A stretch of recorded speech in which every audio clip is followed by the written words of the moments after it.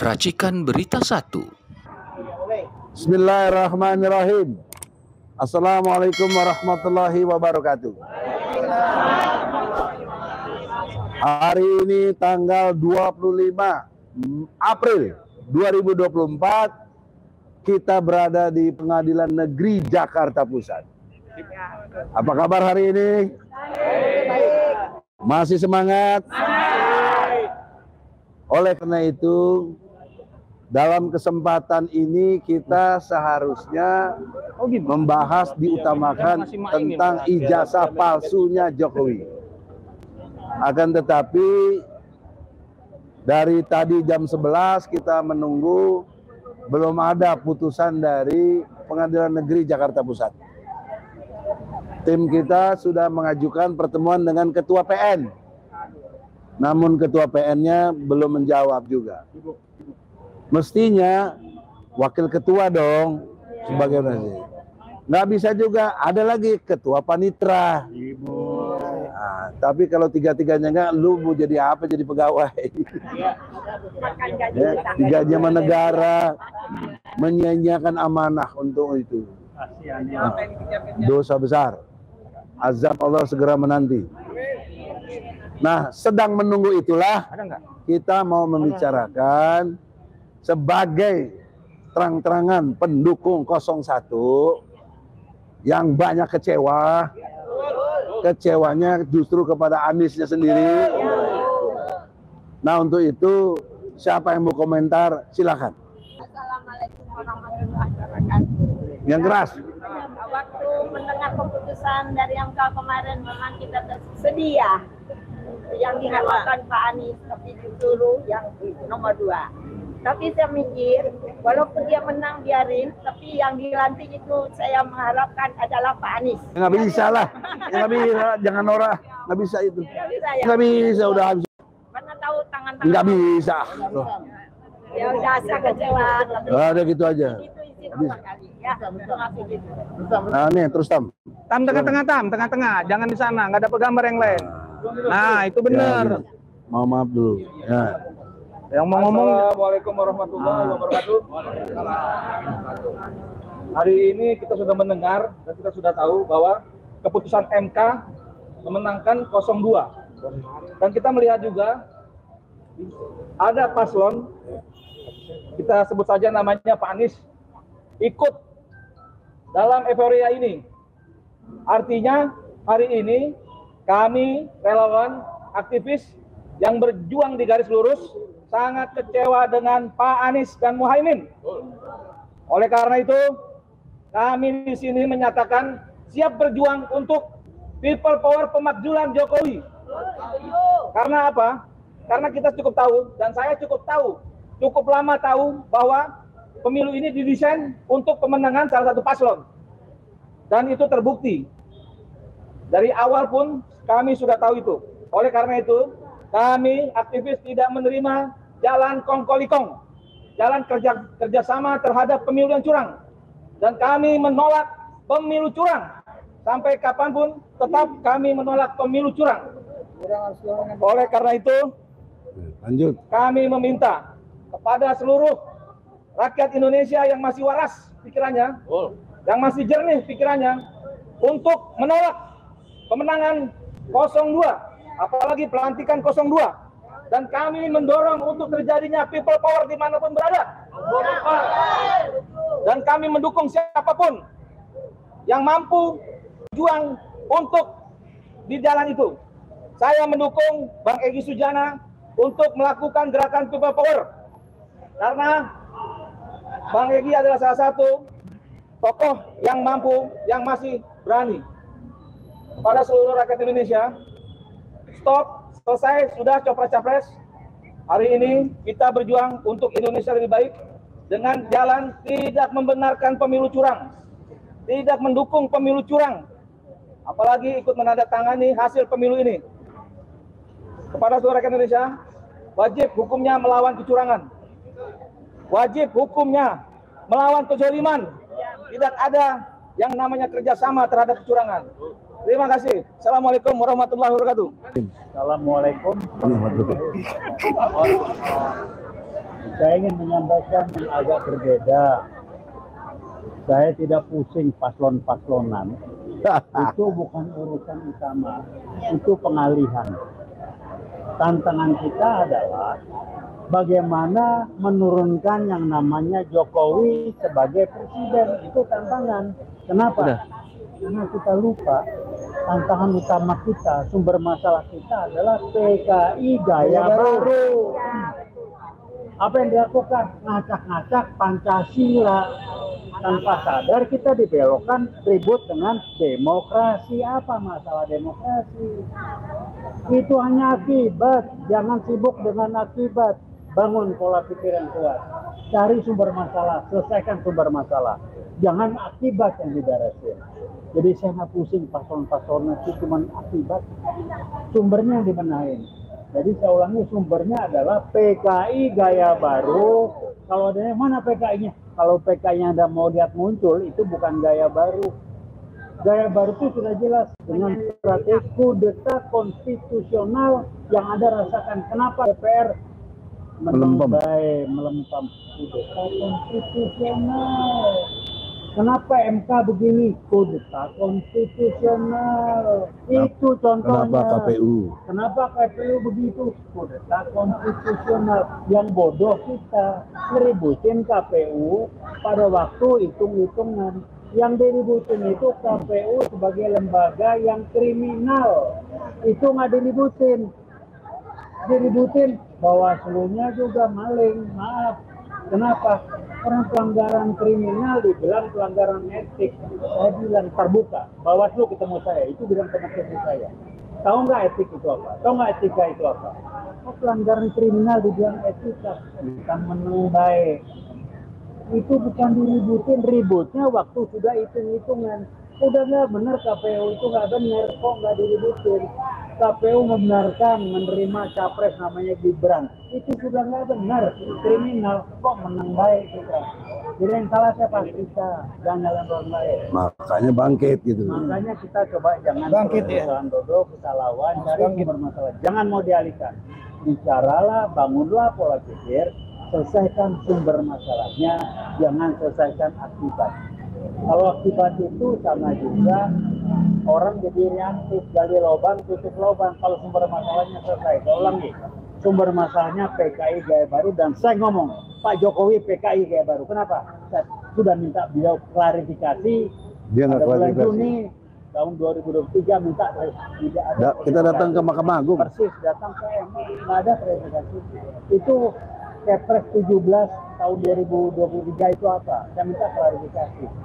Oh, diributin demokrasi, diributin oleh aku mikir kita jangan mau dibodohin terus ya. Mereka nyusup, mereka mengarahkan supaya kita tidak bicara sumber masalahnya PKI ya. Baru kita tidak mengangkat bahwa yang diacak-acak adalah Pancasila. Ada nggak yang ngomong Pancasila dan ada? Karena dibelokin. Saya tahu jawaban mana PKI, mana PKI. Ya tahu Pak Pura zaman dulu iyalah kalau mencatat di mana PKI. Kudeta konstitusional. PKI gaya baru tidak muncul ke permukaan. Strateginya mengajarkan umat Islam kepada mayoritas dan memperlemah TNI. Lewat mana? Lewat tangan-tangan orang pihak yang bukan PKI. Oke bro. Itu aja barangkali. Terima kasih. Wassalamualaikum warahmatullahi wabarakatuh. Bu Ilya mau ngomong, singkat, jelas. Di sini antum. Jangan panjang-panjang. Hati-hati dengan KGB, komunis gaya baru, dan golongan C, anak cucunya, oknum-oknum komunis yang masih tidak sadar sampai di sini, dan sudah tadi disampaikan bahaya yang terjadi pada negara kita. Jadi hati-hati, sekali seulangi, komunis gaya baru atau KGB, dan hati-hati golongan C pada para tentara polisi yang masih tahu sejarah kita. Saya minta berubahlah, jangan mensupport sesuatu yang melanggar hukum. Misalnya sekarang Bang Egy yang sudah berbulan-bulan menuntut diwakili rakyat tentang ijazah Pak Jokowi. Kalau misalnya Pak Jokowi tidak bisa memperlihatkan ijazahnya, maka dia membohongi rakyat Indonesia dan membohongi dunia. Karena karena sekarang ini online, tidak boleh online melanggar undang-undang. Harusnya offline. Jadi kita akan kembali menuntut kembali ulang. Itu yang akan kami kerjakan. Oke. Selain itu Gibran pun terakhir Bang Egy. Gibran pun melanggar undang-undang. MK itu harusnya Ketua MK Soehartoyo Profesor bersama dengan tiga descending, kita menang. Kebenaran itu menang, bukan kita. Kebenaran itu menang. Tapi Prof Soehartoyo sebagai Ketua MK lagi-lagi melanggar undang-undang. Saya kira semua rakyat sudah tahu itu. Para akademisi sudah tahu itu. Periksa Soehartoyo. Periksa Soehartoyo. Wassalamualaikum warahmatullahi wabarakatuh. Waalaikumsalam.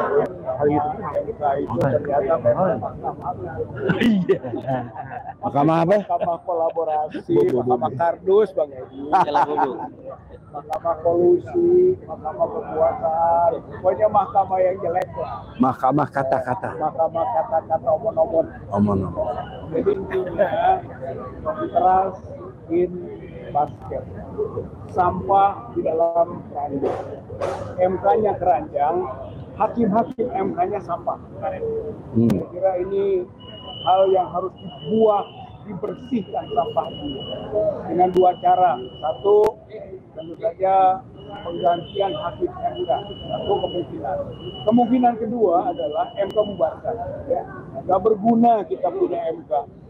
Untuk soal uji material undang-undang dasar dan undang-undang itu bisa saja diberi kewenangan ke MA sebagai puncak dari lembaga peradilan. Awalnya begitu. Awalnya begitu. Kita MA. kembalikan lagi. MK ini lembaga bid'ah yang merusak kehidupan demokrasi. Enggak, udah bisa diterima. Bicara selanjutnya adalah Bang Rizal Fadila, seorang akademis. Segera dong. Iya, kita ini belum bicara soal ijazah. Dipastikan yang bisa nerima nggak? Ya, wakil ketua ke panitera ke. Merusak demokrasi, merusak hak asasi manusia. Bubarkan MK. Saya kira ini poinnya. Satu. Yang kedua, tentu saja di balik semua ini adalah rajanya mafia. Rajanya mafia itu ya Jokowi. Gitu. Jadi kita harus juga terus berjuang ya untuk melengsarkan Jokowi. Selama Jokowi ada, selama dia cawe-cawe, selama dia menentukan, rusak negara, rusak politik, rusak budaya, rusak agama, rusak hukum. Begitu. Maka merupakan satu kondisio sine qua non, keharusan mutlak Jokowi itu harus dimaksudkan. Dan yang terakhir, tentu saja bukti kerusakannya Jokowi itu sampai sekarang ijazahnya nggak jelas. Gitu, makanya Bang Egy dan teman-teman kuasa hukum sekarang berjuang keras. Gitu kan, untuk melakukan pembuktian. Ada Otto pernah ngomong, dia bilang Jokowi punya ijazah aslinya, ada katanya. Ternyata kan sudah dibuktikan di sidang Solo. Iya. 6 bulan. Iya ada. Berarti Otto memberi keterangan palsu. Keterangan palsu. Laporin polisi dong. Bisa diproses. Saya kira nanti itu juga bisa diproses secara hukum. Banyaklah aspek-aspek kriminal dari peradilan yang dikaitkan dengan hubungan dengan ijazah palsu, gitu. Oleh karena itu jadi tabungannya Bang Egy. Jangan gitu cuma ente prinsipal. Tabungan kita semua. Udah aja gitu ya. Tabungan kita semua untuk memproses lebih lanjut. Kita tidak akan menyerah. Kita tidak akan menyerah dan tidak apapun putusan dari pengadilan berkaitan ijazah palsu ini. Enggak menyerah. Putusan sela, enggak menyerah kita. Apapun putusannya. Iya, nggak bisa. Pokoknya ya, makanya kita menentang. Sampai kapanpun kita kejar ijazah itu. Itu kan. Siapapun yang mengatakan ada ijazah, hayo bawa buktikan.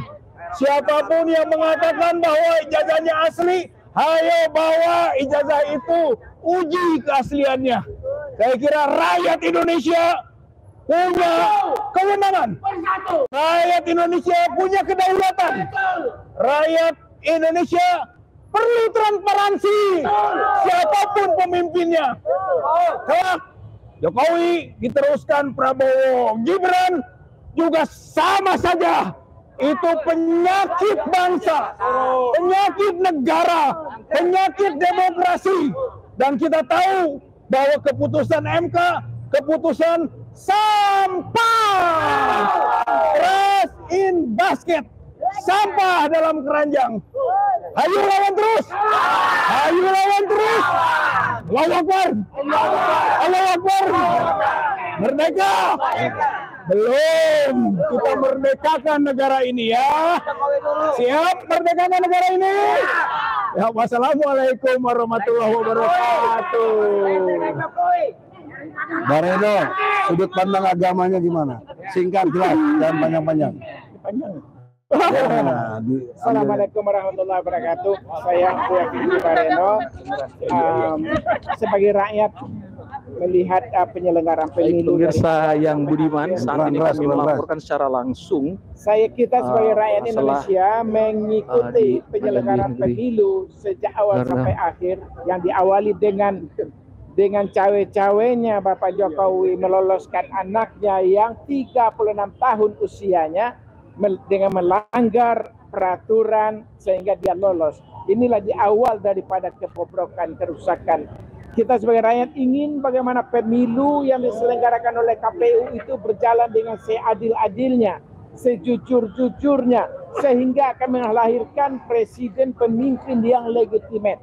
Tetapi hari ini dinodai oleh cawe-cawe yang berawal dari dengan seorang Gibran yang usia 36 tahun maju menjadi cawapres, sehingga orang tuanya yang presiden itu memaksakan dengan segala cawe-cawenya untuk memenangkan anaknya. Ini menjadi persoalan yang sangat besar, sehingga kejujuran penyelenggaraan pemilu sangat jauh dari harapan kita. Oke. Sementara Islam mengajarkan kepada kita bagaimana wailul lil mutaffifin, kecelakaanlah, kerusakanlah, bencana besarlah kepada mereka yang melakukan kecurangan, yang melakukan ketidakjujuran. Dan hari ini justru kita sebagai rakyat menyaksikan betul itu, dan itu dilakukan mulai dari kepala negara yang tertinggi di negeri ini. Inilah kita sebagai rakyat menyesalkan tindakan yang menurut kami yang tidak pantas dilakukan oleh kepala negara, oleh Bapak Jokowi. Sementara ketika dia menerima jabatan presiden dulu itu kan disumpah akan berlaku seadil-adilnya, akan berlaku tegak lurus untuk seluruh rakyat Indonesia. Tidak boleh berlaku memihak, tidak boleh misalkan ketika ada paslon kemarin dia memperjuangkan kepada anaknya. Bagaimana seorang presiden, anaknya yang maju akan pemilu akan bisa secara jujur? Tentu tidak akan mungkin. Oleh sebab itulah politik dinasti yang dilaksanakan oleh presiden yang baru-baru ini justru mencemari, mengotori demokrasi kita hari ini. Oke. Itu mungkin dari saya. Terima kasih. Assalamualaikum warahmatullahi wabarakatuh. Terima kasih. Kini saudara-saudara, tiba saatnya analisis yang perlu saya sampaikan, bahwa saya menyatakan sumum bukmun umyum fahum la yarjiun. Semua orang tahu itu. Ada dalam surat Al-Baqarah ayat 18. Di situ dikatakan mereka itu buta, tuli dan bisu, sehingga mereka tidak bisa kembali kepada kebenaran itu sendiri. Siapa yang buta, tuli, bisu ini? Saya jawab dengan tegas, Mahkamah Konstitusi. Mantap. Apa kebutaannya? Apa tulinya? Apa bisunya? Kita tahu ada satu persoalan namanya bansos. Bansos ada 560 triliun 360 miliar. Tetapi tidak bisa dilihat oleh MK. MK nggak melihat itu katanya kan. Dalam putusannya dia bilang begitu. Jadi mata awam kita rakyat bisa lihat, kok MK tidak? Kenapa? Karena buta, tuli, bisu, nggak bisa omong. Apa yang membuat dia buta? Apa yang membuat dia tuli? bisa saja dibungkus oleh emas, oleh dolar, atau oleh uang rupiah yang jumlahnya tidak sedikit, triliunan. Ini yang kita dengar. Jadi sangat penipu majelis hakim semua itu. Sok-sok ada dissenting, padahal dissenting itu sudah diatur. Sekaligus hebat dissentingnya, tapi posisi hukumnya tetap kalah. Kalau dissenting posisi hukumnya kalah, apa ada nilai untuk jadi argumentasi? Nggak bisa, tidak bernilai. Jadi ini tipu-tipu MK itu. Salah satunya yang dissenting itu kan si Arief Hidayat. Arief Hidayat justru yang melarang Jokowi datang ke sidang. Alasannya Jokowi itu di samping presiden, kepala pemerintahan, Jokowi juga kepala negara. Jadi sebagai kepala negara harus dijaga wibawanya. Ini kan hakim apa nggak ngerti undang-undang ini? Tapi hakim konstitusi, tapi profesor. Ya, Anda lihat pasal 27 ayat 1. Setiap warga negara berkesamaan kedudukannya dalam pemerintahan dan hukum tanpa kecuali. Kalau tanpa kecuali, kenapa Jokowi dikecualikan? Bagaimana? Arief Hidayat, kau jawab apa ini? Kenapa kau larang? Anda harus menjawab, terutama Soehartoyo sebagai ketuanya. Anda pernah menyatakan di sidang itu, siapa warga negara yang menanyakan tentang persidangan ini, hakimnya wajib menjawab. Jawab kau, Arief Hidayat. Kenapa kau larang Jokowi atau kau lindungi Jokowi tidak dipanggil dalam persidangan? Yang kedua, 4 menteri dipanggil, dikonfirmasi, banyak keterangannya yang palsu, yang tidak benar, yang tidak sesuai dengan sebelum-sebelumnya. Baik dari Sri Mulyani, dari Tris Ahmad juga, ya, Risma, itu banyak yang tidak benar. Harusnya dikonfirmasi, panggil Jokowi gitu loh, sebagai atasannya. Bener nggak nih yang 560 ini? Karena yang ngomong gini ada, ya, waktu di sidang, misalnya siapa tuh? Bukan si yang ahli ekonomi itu, Faisal Basri. Di luar forum ada EM Saifullah, ngomong jelas-jelas tentang jumlah itu. Nah, ketiga, ada putusan hakim menyatakan tidak ditemukan nepotisme. Kan ada benernya. Kalau begitu, Dul, dengar ini. Kalau begitu, Gibran bukan anak Jokowi. Gitu dong logika hukumnya. Hakim harus buktikan bahwa Gibran bukan anak Jokowi. Anak dari siapa ini? Jangan main-main bikin putusan itu. Enak aja bikin putusan, bukan nepotisme. Jadi anak siapa dia? Samsul. Ini si Samsul anak siapa ini? Samsul Fat. Tidak menghina, tidak kebencian, tapi ini fakta hukum. Oleh karena itulah ini disebut dagelan persidangan itu. Cuma nenangin rakyat aja tuh dissenting itu. Yang anehnya lawyer-lawyer 01 bersyukur ada dissenting. Sampai ada yang sujud syukur saya lihat tuh. Ya Allah, ya Allah. Gimana ilmunya itu? Kan harusnya dilawan dong. Kenapa cuma hakim yang boleh bicara? Kenapa saya advokat tidak? Advokat, hakim, jaksa, polisi, itulah penegak hukum.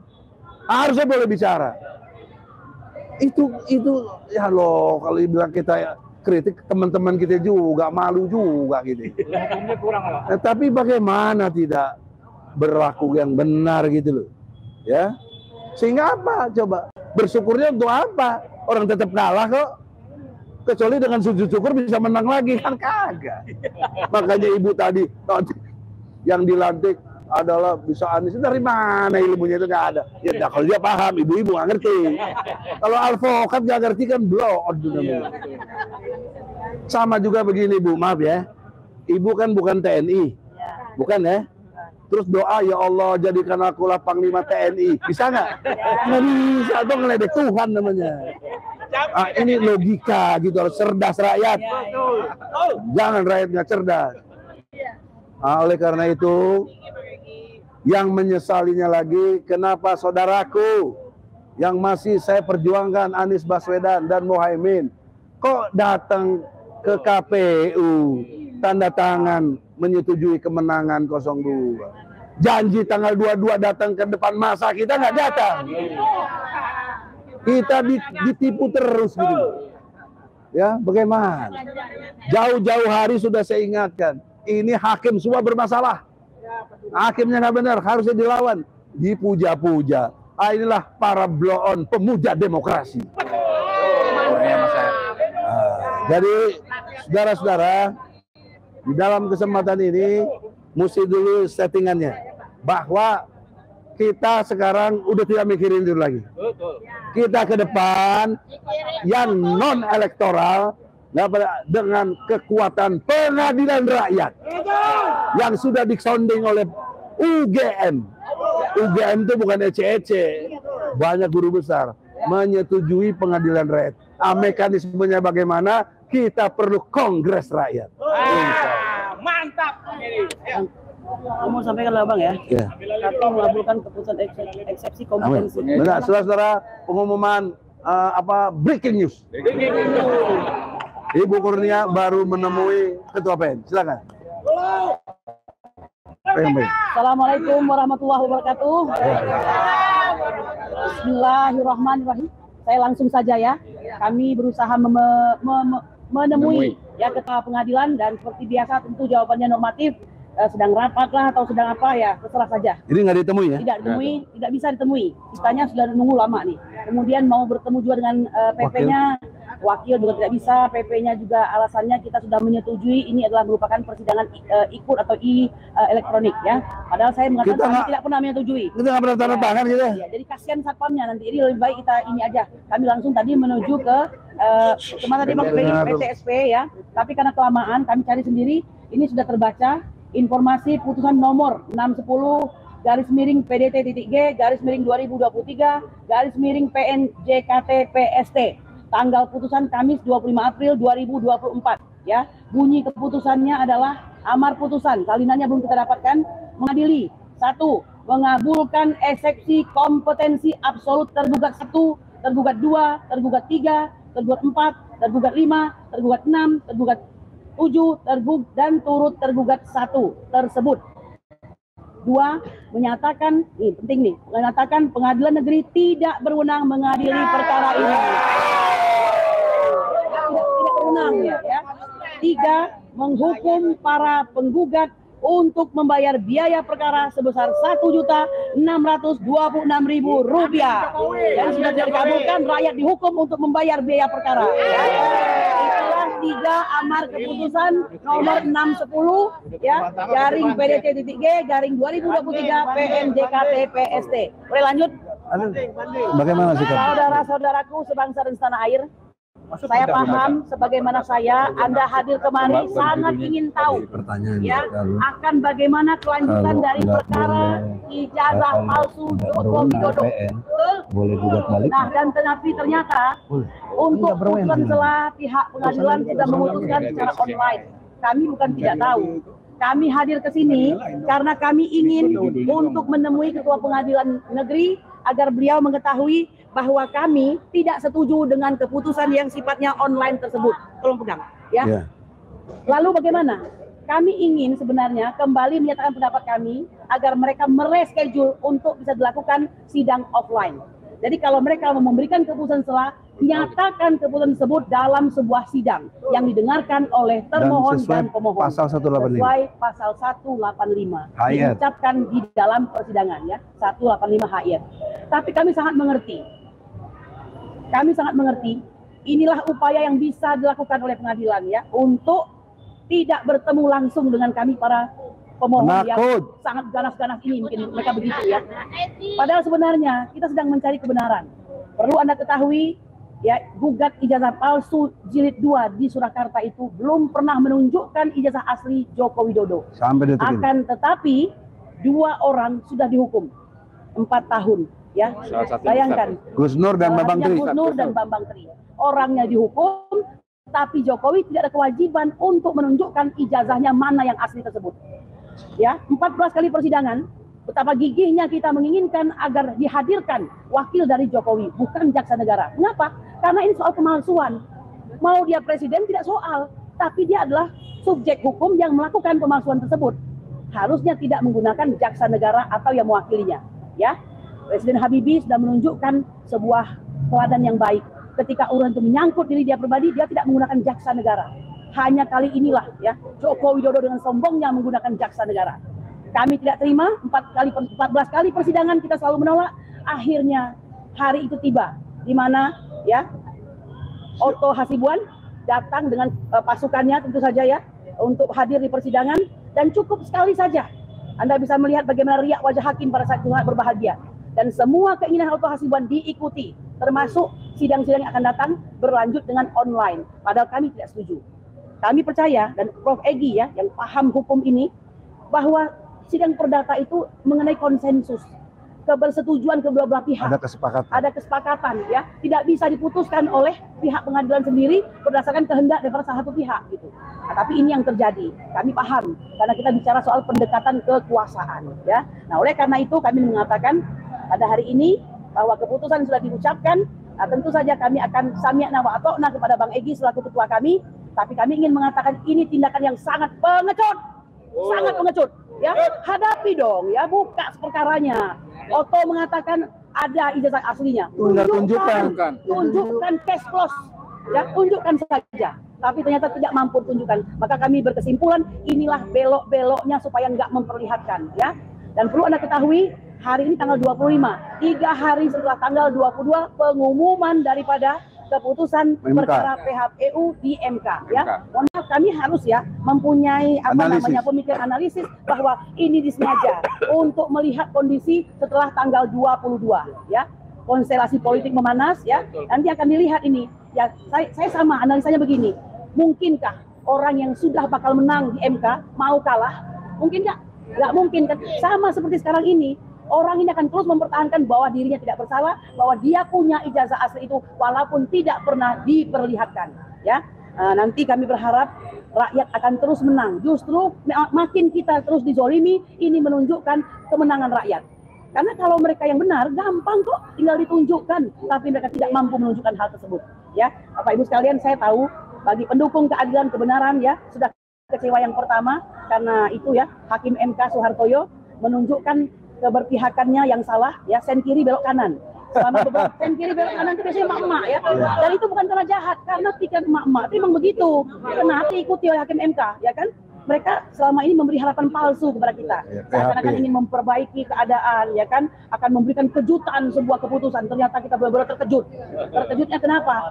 Dia mengatakan akan memberikan sebuah kesenangan lah kepada bangsa Indonesia, keputusan yang akan berbeda, sebuah keadilan. Nggak taunya justru dialah faktor yang menyebabkan kekalahan kita. Betul? Nah, oleh karena itu saya sudah bilang, jangan pernah berharap kepada manusia, pasti akan kecewa. Even dia adalah seorang hakim ya. Nah, oleh karena itu kecuali tentu saja kodi atau hakim-hakim yang amanah, yang beriman. Nah, hari ini kita sudah melihat bahwa benar yang dikatakan oleh salah satu hakim MK juga, yaitu Harif Hidayat, semua sudah terkooptasi. Ya, eksekutif, yudikatif, legislatif, ditambah lagi partai politik, dan satu lagi pers, kecuali kalian yang tidak ya. Saya kira itu yang bisa saya sampaikan. Termasuk si Harif Hidayat terkooptasi. Iya.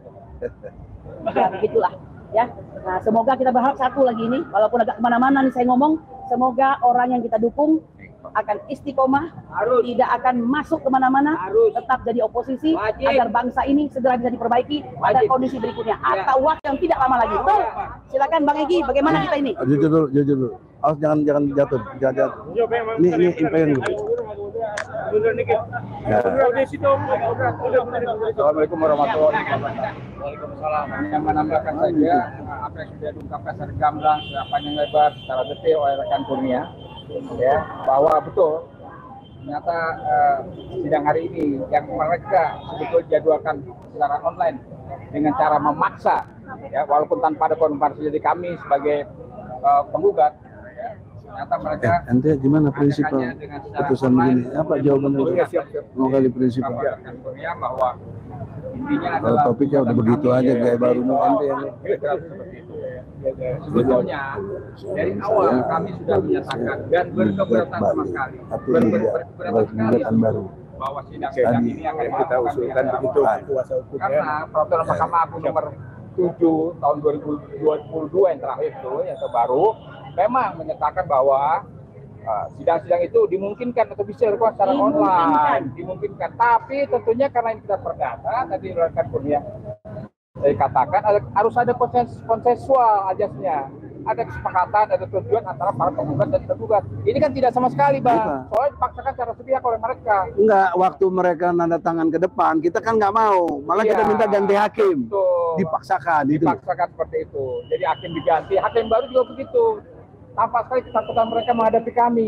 Loh, kami kan para penggugatnya pencari keadilan begitu ya. Pencari keadilan, dan ternyata kan terbukti bahwa mereka berusaha menghindar dan tanpa substansi seperti apa secara material mungkinnya seperti apa, tahu-tahu kita ditolak saja seperti itu. Jadi ini mengkonfirmasi bahwa ternyata sidang gugatan ijazah pasca yang ketiga kalinya ya di Jakarta, di Solo, di Jakarta kembali ya 3 bulan sih ya, hampir 4 bulan lebih ya. Itu mengkonfirmasi bahwa Joko Widodo itu tidak mempunyai ijazah asli, yang katanya adalah lulusan UGM, Universitas Gajah Mada. Pihak UGM pun tidak pernah melihat yang aslinya. Iya. Ya. Dan silakan saja, siapapun, Oto Hasibuan juga demikian silakan. Kalau memang ada yang asli, katakan rekan Kurnia, tunjukkan saja pada kami. Selesai. Tapi ini tidak pernah tunjukkan. Dan 3 kali persidangan gugatan kami, Bang Egy, memang tidak pernah tunjukkan. Ada orang yang bilang, oh kamu yang menggugat, kamu yang membuktikan. Salah. Kami sudah menyatakan bahwa ijazah kau palsu. Sekarang buktikan bahwa ijazahnya aslinya ada. Yang ini tidak pernah ada. Oleh karenanya, ya sekarang akan digantikan lagi oleh anaknya. Anaknya pun tidak jelas juga ijazahnya. Ya semuanya di mana? Ada yang di Jakarta, di Singapura, di mana? Di Australia. Di Australia. Oh ya di Australia, betul. Nggak jelas juga. Apa ini penyakit keturunan begitu? Seperti itu ya. Nah, jadi rakyat sekali lagi, publik ingin menghendaki ajas keadilan dan kebenaran itu harus ditegakkan. Percuma kita sebagai negara konstitusi berdasarkan Undang-Undang Dasar 45, tapi isinya adalah kebohongan-kebohongan. Kamu menafikan penafikan. Seperti itu. Demikian sementara, Bang. Ya, terakhir. Tambahan sedikit, Bang. Tentang kompetensi absolut ini adalah cara menghindar. Betul atau tidak? Ya, karena apa? Tidak ada cara lain lagi. Orang kita hanya minta simpel, tampakkan saja ijazah aslinya. Kalau ijazah aslinya ditampakkan, maka akan ada ahli-ahli nanti yang menilai apakah ini asli atau tidak, kan begitu. Dan satu lagi Bapak Ibu sekalian, perlu Anda ketahui, ketika kita dalam persidangan itu, kita akan meminta nasihat kepada hakim. Wajar dong kita meminta ya, bagaimana caranya untuk menghadirkan seorang Joko Widodo atau wakilnya yang bukan jaksa negara. Dan hakim saat itu memberikan idenya, usulnya. Harusnya jika hakim sudah memberikan ide, tidak boleh ada eksepsi. Mengapa kami minta kepada hakim? Artinya itu sudah yang paling benar. Kalau memang mau menyelesaikan masalah. Jadi rupanya ini hanya jalan untuk berbelok. Usulan hakim hadirkan Jokowi secara pribadi. Secara pribadi tidak juga diinin. Tahu-tahu muncullah dengan menunjukkan show force ya. Salah satu pengacara termahal di Indonesia barangkali. Dan tidak lain ketua kami juga ya. Dan saya agak kecewa mengapa beliau yang turun. Karena kalau beliau turun itu banyak kode di situ, banyak sinyal. Ya kan dia bisa turunkan orang lain. Kalau memang berkeinginan untuk anak bangsa ini akur. Ya kan, ini dia yang turun sendiri begitu. Tidak pula memberikan kan mau bawa ijazah asli Jokowi mana? Kita lapor polisi. Ya. Mana? Nanti kebohongan publik akan lakukan apa selanjutnya? Lapor polisi. Mengatakan akan membawa ijazah asli Jokowi. Ada, kami akan buktikan. Tahu-tahu yang keluar adalah kompetensi absolut, tidak berwenang. Enak banget ya. Ini persis mirip-mirip seperti persidangan 265 dan 266 ketika kami menggugat Jokowi dan menggugat DPR ya. Hanya inilah cara mereka untuk menghindar. Nggak mungkin memperlihatkan ijazah asli. Itu saja. Ya. Nih. Yang prinsipal. No Rizal, no party. Mari kita party hari ini. Atas sikapnya dari pengadilan negeri Jahat ya. ini yang namanya peradilan sesat. Kecuali Rechter gitu ya, ada namanya peradilan sesat. Ini bukti peradilan sesat. Kemudian tadi dinyatakan ada diktum yang menyatakan bahwa peradilan atau pengadilan tidak berwenang berbasis kompetensi absolut tanpa alasan hukum yang akan kita uji juga.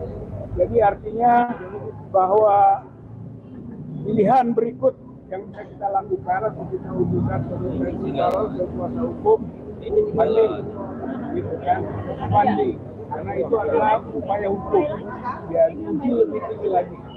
Yang kedua, atas peradilan yang sesat, maka bisa saja ketua pengadilan negeri Jakarta Pusat beserta para hakim kita adukan ke Mahkamah Agung. Itu juga bisa. Dan Komisi Yudisial. Komisi Yudisial. Itu bisa kita lakukan. Jadi mungkin nanti dipertimbangkan oleh kuasa hukum bersama prinsipal tentang itu. Dan yang ketiga, tentu saja kita akan melakukan upaya-upaya yang lain yang jelas bahwa soal ijazah palsu ini tidak membuat prinsipal maupun kuasa hukum menyerah, tidak. Itu kita akan terus berjuang karena ini menyangkut hak rakyat, hak masyarakat, hak publik untuk tahu presidennya punya ijazah enggak, dan ijazah yang dipunyai kalaupun ada asli atau enggak.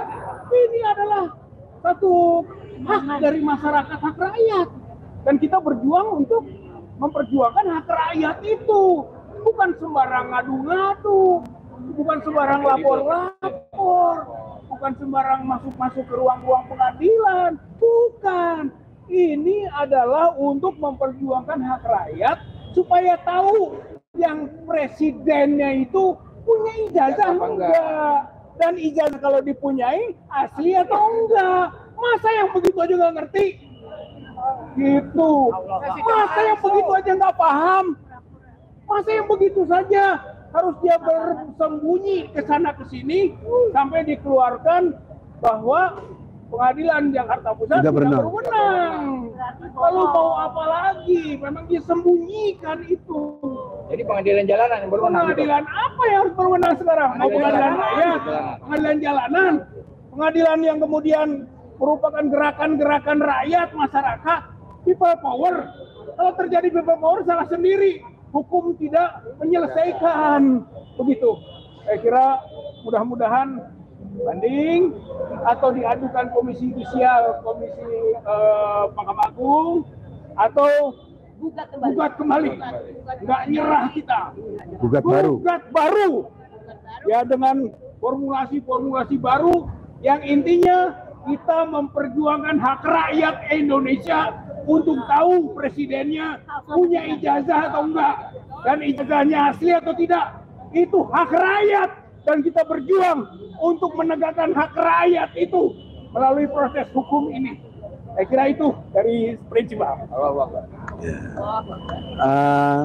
Tiba saatnya saya ambil keputusan. Mendengar apa yang disampaikan Ibu Kurnia dan juga prinsipal Fadilah, Rijal Fadilah, maka keputusan saya sebagai ketua umum dari tim pembela ulama dan aktivis. Nah, kita ini sekarang lagi bela para aktivis tadi, yang dari UI, prinsipal juga Pak Taufik, Rijal Fadilah, ada lagi Muslim Arbi, ada lagi Bambang Tri, ada lagi Hatta Taliwang. Nah, itu yang menjadi prinsipal. Keputusan saya adalah yang pertama, kita akan bikin gugatan baru. Itu lebih pas, kenapa? Karena kalau kita banding, sidangnya online lagi. Dan tidak ketemu orang. Yang dibahas cuma berkas-berkas. Ya udah pasti kalah lagi lah. Oke? Nah, kalau gugatan baru, hakimnya juga insya Allah baru lagi. Kemudian materinya kita rubah lagi apa yang memungkinkan yang mesti bisa masuk, ya, dan itu akan terjadi nuansa baru karena 2 kali kita sudah coba. Tahun 2022 kita dicatatkan sama, tapi lebih sadis. Waktu yang pertama itu sidang sudah dijanjikan jam 1, jam 12.45 udah diputus. Kita tidak berwenang katanya pengadilan. Ini kan sadis, kita nggak ada di sidang, diputus. Terus kita nyatakan banding, nggak diproses. Nah, maka kalau gitu, sekarang ngapain kita banding lagi, nggak diproses lagi. Nah, jadi sekarang yang ketiga ini, yang kedua kita dinyatakan juga sekarang tidak berwenang. Nah yang ketiga kita akan lakukan lagi gugatan baru. Tentu harapannya hakimnya yang baru, yang masih betul-betul imannya kuat, yang nggak terpengaruh. Yang sekarang yang hadir ini udah pada mati, mudah-mudahan mati semuanya itu. Ya, boleh doain jahat boleh. Dalil saya surat Yunus ayat 88. Nabi Musa mendoakan Fir'aun binasa. Saya doakan para hakimnya tadi itu yang ngatur semuanya, pengacaranya dibinasakan oleh Allah. Amin semuanya. Amin semuanya. Sekali lagi para hakimnya, baik yang di Mahkamah Konstitusi maupun yang di PN Jakarta Pusat dan para pengacaranya yang membela kezaliman itu dibinasakan oleh Allah. Kurang keras, dibinasakan oleh Allah. Dibinasakan oleh Allah. Insya Allah doa orang-orang yang terzalimi dikabulkan. Cuma masalahnya waktunya lambat atau cepat, itu bukan hak kita. Itu udah kewenangan Allah Subhanahu wa Ta'ala. Tapi doa kita, permintaan kita, insya Allah nggak ada yang ditolak. Hanya waktu cepat atau lambat. Itulah kesabaran, itulah keikhlasan kita dalam berjuang. Seperti kata Rizal tadi, jangan lemah, jangan menyerah. Kita gugat balik. Di samping itu, sebelum itu, saya akan datangin komisi yudisial. Para hakim di komisi yudisial yang juga memeriksa hakim. Kalau kalian main-main juga, kalian ini udah jelas melanggar kode etik hakim. Hakim tidak jujur, hakim tidak benar, hakim tidak profesional, hakim tidak disiplin. Itulah kode etik hakim. Kalau kalian bela juga, kau juga dibinasakan oleh Allah. KY dengar, walaupun banyak teman saya di situ. Kalian adalah pecundang, pengkhianat rakyat.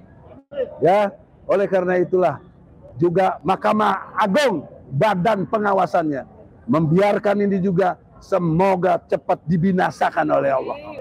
Sehingga nanti gugatan kita yang baru, hakimnya udah pada beriman yang baik, yang sadar, sehingga betullah bisa diputuskan. Jokowi memang nggak punya ijazah. Kalau punya, Otto, saya tantang kau Otto, sama-sama lawyer kita. Saya tantang kau. Nggak ada, mana tunjukkan ijazah? Tunjukkan. Kau sudah janji. Kau sudah janji. Kalau enggak kau memberi keterangan palsu di sidang. Aku laporkan 7 tahun sanksi buat kau nanti. Otto, jangan belagu kau, maju sini. Ya, tunjukkan itu ijazah Pak aslinya Jokowi. Jangan bikin rakyat susah. Kalau nggak berani berarti kau nggak punya, kau ditipu. Ya.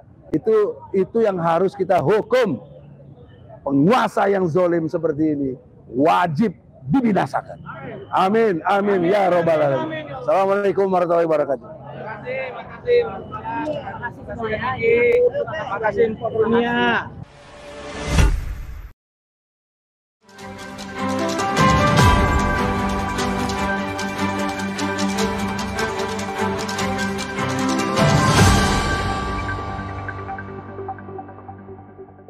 Racikan Berita 1